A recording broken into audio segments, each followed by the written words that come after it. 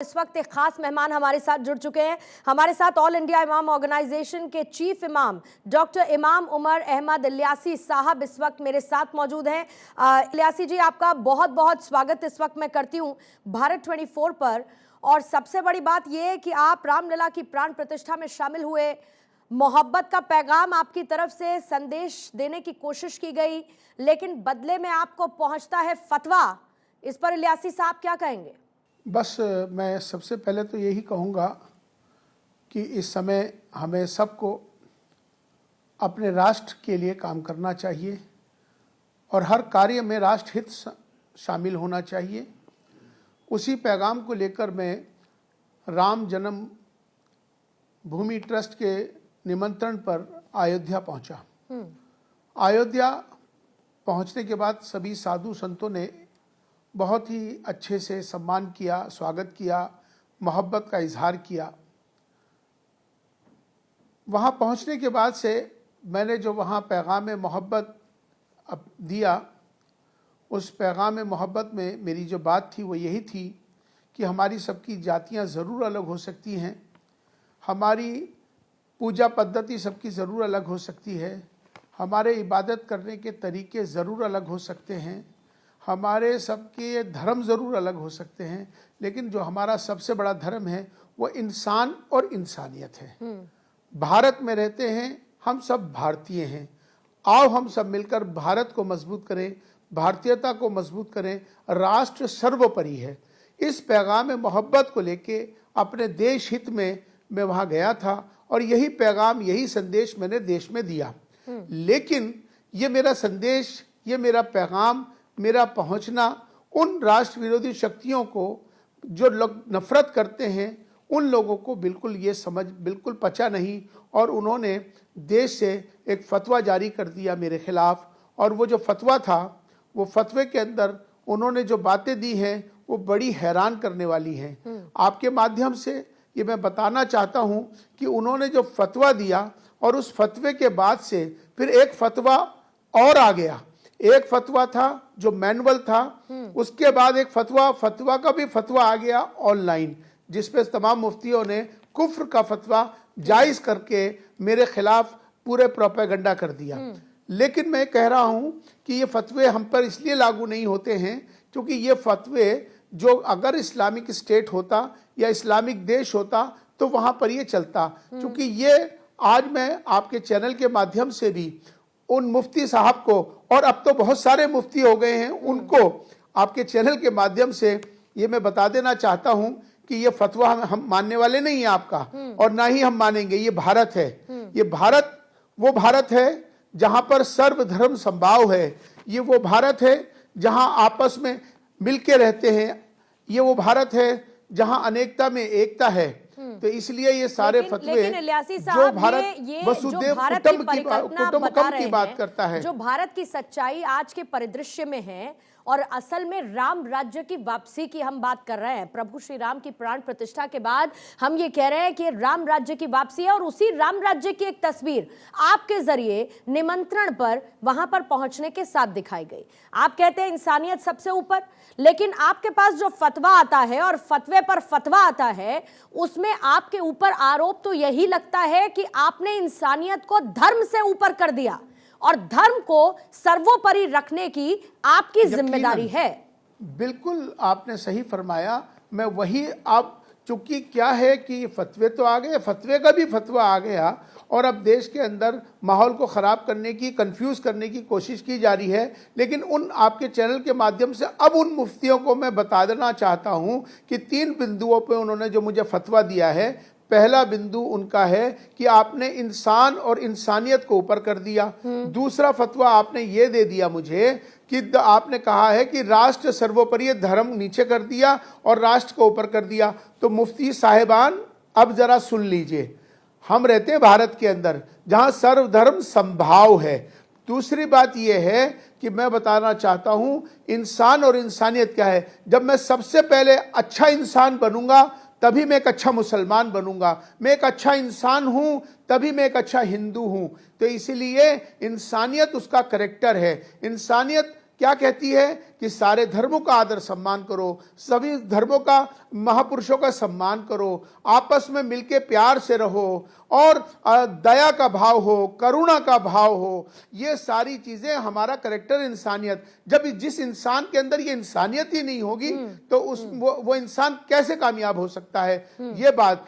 दूसरी बात, आपने कहा राष्ट्र सर्वोपरि है, तो मुफ्ती साहब, आप सारे मुफ्तियों को बता दूं कि धर्म, मैं अपनी बात पे आज भी इसलिए अटल हूं कि राष्ट्र सर्वोपरि इसलिए है कि ये भारत है। यहां भारत के अंदर हम हिंदू अपनी पूजा करता है, मुसलमान अपनी नमाज पढ़ते हैं, ईसाई अपनी इबादत करते हैं, सिख अपनी इबादत करते हैं। हर धर्म को आजादी है इस देश कुरान में है, और सभी लोग, इसका जिक्र तो खुद कुरान में है कि मैं अपने दीन को मानूंगा, तुम अपने दीन को मानना, मुझे तुम्हारे दीन की मैं पूजा नहीं करूंगा, तुम मेरे दीन को नहीं पूछ सकते। वली दीन, हाँ बिल्कुल, इसका यह है, उसमें कुरान में यह है, लकुम दीनुकुम वली दीन, तुम्हारा दीन तुम्हारे लिए, मेरा दीन मेरे लिए। तो मैंने उसमें यह कहा कि हम सब जो है राष्ट्र सर्वोपरि इसलिए कहा कि हम सब धर्म अलग अलग अपनी इबादतें, पूजा पद्धति करते हैं, एंजॉय करें, किसी को मना नहीं है। लेकिन भारत में रहकर हम सब भारतीय हैं, न हिंदू बनो, न मुसलमान बनो, न ईसाई बनो, सब मिलकर भारतीय बनो। आज हमें भारतीय बनने की जरूरत है। जब हम भारतीय बन जाएंगे तो हमारा भारत विश्वगुरु बनेगा। इसी वजह से मैं सबको कह रहा हूं कि भारत को मजबूत करो, भारतीयता को मजबूत करो, इंसान को और इंसानियत को लेके आओ, क्योंकि यही सबसे बड़ा हमारा आज का धर्म है, हमारी आस्थाएं, सबको एंजॉय करने की। ये बताइए ये जो मौलाना मुफ्ती हैं जिनकी तरफ से आपको ये फतवा जारी किया गया, ये इस्लाम नहीं, इन्होंने इस्लाम पढ़ा नहीं है क्या? या इस्लाम पढ़ने के बाद कुरान में दिए गए संदेश के असल मायने क्या इनको समझ में नहीं आए? दरअसल आपको पता है कि इनके दिमाग में कट्टर है पड़ती है, इनके दिमाग में यह है कि देश का माहौल खराब हो, नफरत पैदा हो। अभी मैं इनको एक मिसाल देता हूं, सारे मुफ्तियों सुन लो। आज मैं आपके चैनल के माध्यम से इनको दे रहा हूं कि दिल्ली के अंदर सीताराम बाजार है। सीताराम बाजार में एक मंदिर है और एक मस्जिद है जो बगल बगल में है।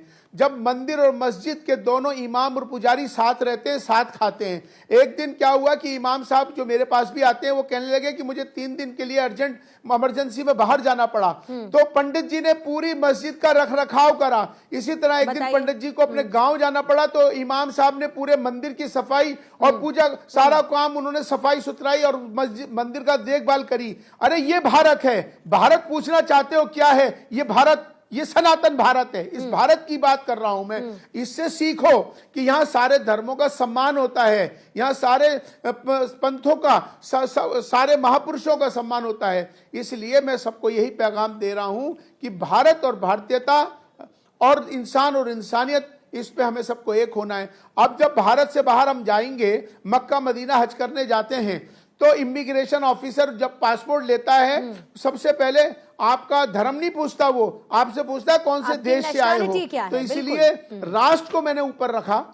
तो इसीलिए मैं कहना चाह रहा हूं कि ये जो अब जो है ये बदलते भारत की तस्वीर है। इमाम साहब, चीफ इमाम साहब जाएंगे वहां पर कि ये बदलते भारत की तस्वीर है। ये आज का भारत नवीन भारत है, आज का भारत उत्तम भारत है, आज का भारत श्रेष्ठ भारत है। इसी बदलते भारत की ये तस्वीर है। हम चाहते हैं कि सब मिलकर भारत को मजबूत करें, भारतीयता को मजबूत करें। राष्ट्र सर्वोपरि है। इसी पैगाम को आम करने की इस वक्त जरूरत है, क्योंकि मेरा भारत विश्वगुरु बनेगा, तभी बनेगा कि जब हम सब भारतीय हो जाएंगे। सही जगह पर सही लोगों तक पहुंच जाए ना, तो देश को तोड़ने की साजिश करने वाले जो कुछ गिने चुने लोग होते हैं ना, उनको उनका सही जवाब मिल जाएगा। लेकिन इसी बीच में इमाम साहब आपके पास कुछ कॉल्स भी आ रहे हैं, आपने उनको रिकॉर्ड भी किया बाकायदा, आपको थ्रेट कॉल्स आ रहे हैं। आप इससे इतर ये कहते हैं कि जो देश को प्रेम करते हैं वो मुझको प्रेम करते हैं और वो मुझे हमेशा सपोर्ट करेंगे, वो मेरा हमेशा साथ देंगे। लेकिन ये कौन लोग हैं जो आपको थ्रेट दे रहे हैं, फोन कर करके आपको धमकियां दे रहे हैं? किस बात की धमकियां हैं भाई? दरअसल ये वो लोग हैं जिन्हें नफरत फैलानी है, जिन्हें लोगों को गुमराह करना है, जो चाहते हैं कि देश में अमन चैन न बने। तमाम देश भर से जो फोन आ रहे हैं, उनको ये लगा कि इमाम साहब और चीफ इमाम साहब कैसे चले गए। उन्होंने कहा वो कि आप प्राण प्रतिष्ठा में इमाम और चीफ इमाम में आप चले गए, इसलिए आपको माफी मांगनी पड़ेगी, आपको और अपने पद से हटना पड़ेगा। अरे भाई, ये मैं उनको यही पैगाम दे रहा हूं कि देखो भाई, आओ हम सब मिलकर भारत को मजबूत करें, भारतीयता को मजबूत करें। देश हमें देता है सब कुछ, हम भी तो कुछ देना सीखें। जब तक यह भाव आपके अंदर नहीं आएगा, आपके अंदर ये, लेकिन ये भाव इमाम साहब आ इंसानियत नहीं भी नहीं पाता आएगी, है। मैं कहती आपके हूँ कि अंदर भारतीयता भी नहीं आएगी। जितना ये देश पूर्णिमा मिश्रा का है, उतना ही ये देश उमर इल्यासी का है। जितना ये देश किसी कृष्ण का है, उतना ही ये देश किसी आफताब का है।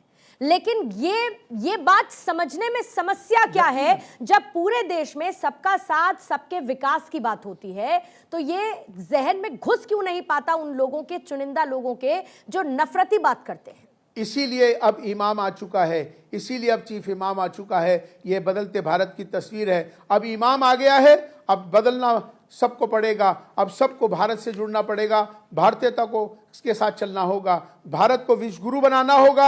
हम सब है कि एक भारतीयों को संकल्प लेना होगा। ये अब समय आ गया है। जो मेरे साथ हैं, जो मुझसे मोहब्बत करते हैं, वो मेरे साथ हैं, मेरे भारत के साथ हैं। जो मुझे नफरत कर रहे हैं, मेरे खिलाफ फतवा जारी कर रहे हैं, वो लोग न देश से मोहब्बत करते हैं, न इमाम से मोहब्बत करते हैं। लेकिन आपको ये नफरती पैगाम वाले भेजने वाले ये भी कहते हैं कि आप माफी मांग लीजिए, बस कि आप चले गए रामलला की प्राण प्रतिष्ठा में, भूल जाएंगे हम सब कि इमाम उमर इल्यासी गए थे रामलला की भूमि, उनको उनके दर्शन किए उन्होंने, ये भूल जाएंगे अगर आप माफी मांग ले तो। और आपको अगर ये कोई कहता है तो क्या उमर इल्यासी माफी मांग लेंगे? वो तो चाहते ही हैं कि इमाम साहब को चारों तरफ से इस तरह से पूरे देश भर से प्रेशर मुझ पे डाला जा रहा है। तो लेकिन मैं बता दे दूं कि मेरी शहादत मेरे देश के लिए हो जाएगी, वो मंजूर है, लेकिन मैं ऐसे लोगों से माफी नहीं मांगूंगा। ये संदेश आपका क्लियर है। लेकिन इसके साथ साथ ऐसा नहीं है इल्यासी साहब कि आपके ऊपर कोई आरोप पहले भी लगे हों। इससे पहले भी कई बार आपको घेरने की कोशिश हुई है। मुझे बताइएगा अगर मैं गलत हूं तो। आपने एक बार मोहन भागवत को राष्ट्रपिता तक कह दिया था, तो भी बड़ी मिर्ची लगी थी एक वर्ग को, उनको बड़ी इस बात से दिक्कत हुई थी कि कैसे कह दिया। यकीनन चूंकि हम जो काम करते हैं वो राष्ट्र हित में है, राष्ट्र हित का काम उन्हें पसंद नहीं है, मोहब्बत का पैगाम देते हैं वो पसंद नहीं है। अब आप अंदाजा लगाइए कि पिछले साल आदरणीय मोहन भागवत जी मेरे पास यहाँ इमाम हाउस में मुझसे मिलने आए थे। अब उसके बाद मैं उनके वहां राम प्राण प्रतिष्ठा में चला गया। तो ये जब तक हम एक दूसरे के यहाँ आएंगे नहीं, जाएंगे नहीं, आपस में संवाद नहीं होगा, डायलॉग नहीं होगा, तो आपस में जो मिसअंडरस्टैंडिंग कैसे खत्म होंगी? ये सब आपस में मिसअंडरस्टैंडिंग्स खत्म होंगी, नफरतें खत्म होंगी, तभी होंगी जब हम एक दूसरे के आएंगे, जाएंगे, बैठेंगे, बातचीत करेंगे। तो मुझे लगता है कि ये एक संवाद जो हमने शुरुआत की थी पिछले साल, आदरणीय मोहन भागवत जी ने यहाँ आके करी थी, मैंने वहाँ प्राण प्रतिष्ठा में जाके करी, तो कहीं ना कहीं इस संवाद को लोगों को पसंद नहीं आ रहा। वो लोग जो इस देश के अंदर नफरत चाहते हैं। इल्यासी साहब, मुझे अपने दिल पर हाथ रखकर एक आपका एहसास मेरे साथ आप साझा कीजिए, दर्शकों के साथ आप साझा कीजिए।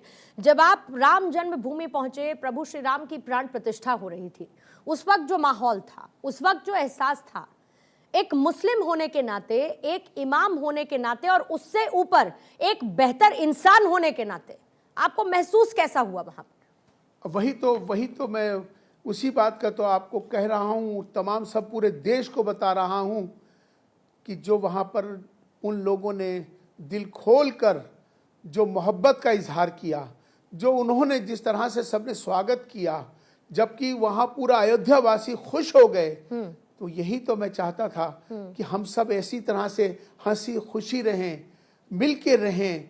वहाँ मुझे जो एहसास हुआ वो एक प्यार का एहसास हुआ, वहाँ जो एहसास हुआ वो मोहब्बत का एहसास हुआ, वो जो एहसास हुआ उस भारत का एहसास हुआ, जो एहसास हुआ वो सनातन भारत का एहसास हुआ। ये सब लोग किस तरह से मिलजुल कर हमारा स्वागत कर रहे हैं, किस तरह से खुशी का इजहार कर रहे हैं, इसी का तो नाम भारत है। भारत ने कभी किसी पे आक्रमण नहीं किया है, भारत ने हमेशा से सबको प्यार दिया है, भारत ने हमेशा सारे धर्मों का सम्मान किया है, इसीलिए तो ये भारत है। और ये वही भारत है, ये वही भारत है इमाम है। साहब जो वसुधैव कुटुंबकम की बात करता है, जो पूरे देश को, दुनिया को एक परिवार के तौर पर मानता है और उसके लिए काम करना चाहता है। लेकिन आपने कहा कि मोहब्बत, आपको उसका एहसास हुआ, आपको प्रेम का एहसास हुआ, और यही मोहब्बत और प्यार है जो पूरे देश को, देशवासी को एक सूत्र में बांटता है, फिर चाहे वो हिंदू हो, चाहे मुसलमान हो, चाहे सिख हो या फिर ईसाई हो। लेकिन आपके ऊपर आरोप ये लग रहे हैं कि आप हिंदुओं की नजरों में अच्छा बनना चाहते हैं और इसीलिए आप वहां पर चले गए। आप हिंदुओं की नजर में अच्छा बनना चाहते हैं, इसीलिए आप मोहन भागवत की तारीफ करते हैं। आप हिंदुओं की नजर में अच्छा बनना चाहते हैं, इसीलिए आप प्रधानमंत्री मोदी की बात करते हैं और सनातन की बात करते हैं। मैं अपने राष्ट्र से प्यार करता हूं, इसलिए मुझे हर काम अपने राष्ट्र हित में करना है। मुझे किसी की तारीफ नहीं, मुझे अपने राष्ट्र की तारीफ करनी है, अपने भारत की तारीफ करनी है। जब हम भारत और भारतीयता के साथ जुड़ेंगे तो मुझे लगता है कि ये नफरतें भी खत्म हो जाएंगी। हिंदू मुसलमान हमें होना ही नहीं है, अब हमें जातियों में नहीं बंटना है, हमें सिर्फ एक होना है, अच्छा इंसान बनना है और अच्छा भारतीय बनना है। अंतिम सवाल, क्योंकि आप इमाम हैं और इसीलिए मैं ये आपसे जानना चाहती हूँ कि इस वक्त एक बड़ी बहस यूसीसी को चल रही है, यूसीसी को लेकर चल रही है। पिछले कुछ वक्त में कुछ ऐसे फैसले आए जिसमें मदरसों के सिलेबस में प्रभु श्री राम और उनके बारे में बताने का जिक्र किया गया और उसको लेकर भी एक वर्ग ने बहुत विरोध किया। सबसे पहले तो मदरसों और उनके सिलेबस को लेकर उमर इलियासी क्या सोचते हैं, और उसके बाद यूनिफॉर्म सिविल कोड को लेकर आपकी राय क्या है, ये दोनों मैं आपसे समझना चाहूँगी। देखिए, जहाँ तक सिलेबस की बात है, सिलेबस में अगर मदरसे हैं या स्कूल हैं या गुरुकुल हैं, जो शिक्षा के संस्थान हैं जहाँ बच्चे शिक्षा ले रहे हैं, उस सिलेबस के अंदर अगर ये चीज़ें, हमारी ये सारी चीज़ें डलती हैं तो उसमें बुराई क्या है? आपको आपत्ति क्या है? नहीं तो आपत्ति अगर है तो उसका निष्कर्ष क्या है? फिर आपत्ति तो है, ये तो तय है इलियासी साहब। नहीं, अब वही तो मैं अर्ज कर रहा हूं कि मतलब अगर वो सिलेबस में आता है तो उसमें बुराई नहीं है। हम अपने, हमारे जो संस्कृति है, हमारी जो तमाम ये सारी चीज़ें हैं, अगर इसमें आती हैं तो बच्चों को शिक्षा मिलेगी, उनको मालूमात होगी, तो उसमें बुराई क्या है? मेरे हिसाब से ये बुराई नहीं है, इसको आना चाहिए। और यूनिफॉर्म सिविल कोड को लेकर सर आपका क्या थॉट है, क्या समझते हैं आप इसको लेकर? यूनिफॉर्म सिविल कोड लागू होने की बात हो रही है, सबसे बड़ा डेवलपमेंट इस वक्त हम देखते हुए उत्तराखंड में भी देख रहे हैं, और उत्तराखंड में ही सर मदरसों को लेकर भी एक्शन लिया गया था, इसलिए उस राज्य से सेंट्रिक मैं ये सवाल पूछ रही हूँ। यूसीसी पर आपका टेक क्या है? देखिए, मेरा चाहे यूसीसी हो, सीईए हो या सिलेबस, कोई भी सब्जेक्ट हो, अगर राष्ट्र हित में है तो मैं उसके समर्थन में हूँ। एक अंतिम संदेश आपकी तरफ से इसी राष्ट्र प्रेम को लेकर, देश प्रेम को लेकर, राष्ट्र सर्वोपरि है, इस संदेश और एहसास को लेकर क्या रहेगा सर? मैं तमाम सबको यही कहना चाहता हूं, तमाम अपने भारतवासियों को, कि अपने देश के साथ उसका प्रेम, उसका कार्य जुड़ा रहना चाहिए। आज हम कुछ भी हों, देश के लिए हमारे मन में भाव होना चाहिए, क्योंकि राष्ट्र सर्वोपरि इसीलिए है क्योंकि हम आज अपने बच्चों को या देश को जो दे जाएंगे, हम तो चले जाएंगे, देश तो यहीं रहेगा, तो आने वाली जनरेशन को जो हम दे के जाएं, वो दे के जाएं देश प्रेम। और आप देखेंगे कि जापान में अगर आप जाएंगे, जापान के अंदर ना जातियों को देखते हैं, ना धर्मों को देखते हैं, सिर्फ जापान के अंदर एक ही देखते हैं कि वो सब जापानी हैं, इसीलिए वो लोग आगे जा रहे हैं। तो मेरा तमाम देशवासियों से सिर्फ इतना कहना है कि एक अच्छे इंसान बनो और एक अच्छे भारतीय बनो। जब हम अपने भारत को मजबूत करेंगे और एक भारतीय बन जाएंगे ना, आप यकीन माने कि हमारा भारत विश्व गुरु जरूर बनेगा। और मैं इस बात की पूरी उम्मीद करती हूं कि आपके मुंह से निकला हुआ एक एक लफ्ज, एक एक संदेश पूरे देश भर में जाए, न सिर्फ हिंदुओं के बीच बल्कि मुस्लिमों के बीच जो एक कट्टरपंथ की सोच रखते हैं। लेकिन आपको सलाम और साधुवाद कि कट्टरपंथी सोच से हटकर आपने एक अलग राह अपनाई है और उसको लेकर आप आगे बढ़ते हुए नजर आ रहे हैं। बहुत बहुत शुक्रिया उमर इलियासी साहब, इस वक्त हमसे बातचीत करने के लिए, इस एक्सक्लूसिव बातचीत के लिए शुक्रिया आपका।